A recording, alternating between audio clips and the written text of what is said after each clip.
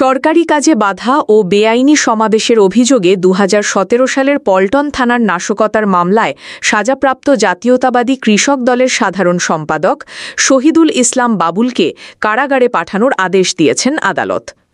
২০২৩ সালে এই মামলায় দণ্ডবিধির পৃথক ২ ধারায় শহীদুলের ৩.৫ বছরের সাজা হয়।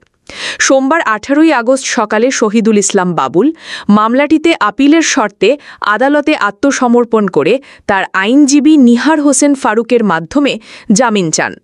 শুনানি শেষে ঢাকার মেট্রোপলিটন ম্যাজিস্ট্রেট মোহাম্মদ সাইফুজ্জামান আদালত তার জামিন নামঞ্জুর করে কারাগারে পাঠানোর আদেশ দেন। আসামি পক্ষের আইনজীবী জানান, এই আদেশের বিরুদ্ধে ঢাকা মহানগর দায়রা জজ আদালতে আপিল করবেন তারা। সেখানে ন্যায় বিচার পাবেন বলে প্রত্যাশা করেন তিনি। ২০২৩ সালের ২৩ নভেম্বর শহীদুল ইসলাম বাবুলকে এ মামলার রায় এক ধারায় ২.৫ বছরের সশ্রম কারাদণ্ডের পাশাপাশি ২০০০ টাকা অর্থদণ্ড, অনাদায়ে ৭ দিনের কারাদণ্ড দেওয়া হয়। আরেক ধারায় ১ বছরের সশ্রম কারাদণ্ড, ২০০০ টাকা অর্থদণ্ড, অনাদায়ে ৭ দিনের কারাদণ্ড দেওয়া হয়।